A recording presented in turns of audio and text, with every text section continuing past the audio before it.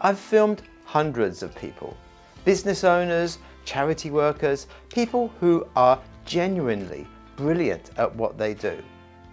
And almost every single one of them does the same thing the first time they watch themselves back. They go quiet. And then they say some version of, "That's not me. I don't sound like that. I look terrible." I used to think that was vanity. It's not. It's the most useful thing that happens on a shoot, and I'm going to tell you why. Here's what's actually going on when you cringe at yourself on camera. You're not reacting to your face or your voice. You're reacting to the gap. There's a polished, capable version of you that lives inside your head, the one who says the right thing first time. And then there's the person on the screen who paused, who said and got a word slightly wrong. The cringe is the distance between those two people. And for a lot of people, that distance has an old voice attached to it. Somewhere, a long time ago, someone told them that they weren't quite good enough, not sharp enough. That voice goes quiet for years, and then you put a camera on, and it wakes straight back up. When I've been setting up this studio and getting used to which lighting to use, which camera angle suits me, most of the time that cringe was with me. And I can say it's a hard one to overcome. And sometimes they call it finding your voice. And yeah, it's a difficult one, but it's worth getting over. Now here's the part nobody tells you. That polished version you're chasing, no ums, confident sales voice, all the right answers, that version doesn't actually sell anything.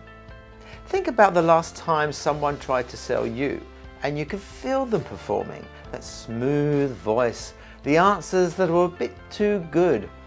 What did you do? You backed away, because polish reads as distance, and distance reads as, "What aren't you telling me?" The take where you fumbled, and when you just said the true thing, simply. That's the take that works. I've watched it happen over and over. Some time ago I was filming for a charity, and in that charity I was filming a parent whose child had been helped by the programs. Fortunately, I was recording while we're having a chat, and that was so much more powerful and convincing than the scripted version. So when I film someone, I'm not trying to make them better on camera. I'm trying to get them to stop performing, to get back to something real. If a story sounds hollow, I shouldn't ask them to do it with more feeling. That just says it's a performance of feeling. I ask them to picture a real moment instead, a real day, a real room. Where were you standing? What could you hear? What did it actually feel like?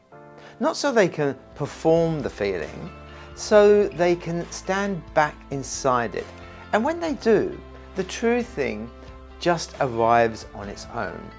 You can feel the room change. It jumps off the page. With the same client that I was working, I was also took a moment to interview a volunteer. And the volunteer had an autistic child. And she was a new mum, and she was struggling a bit, trying to find the right avenue, the right place for the child to have preschool. And she dropped the child off at the preschool, and she saw another young mum with another child with autism in a pram. The child was kicking off, having a screaming fit.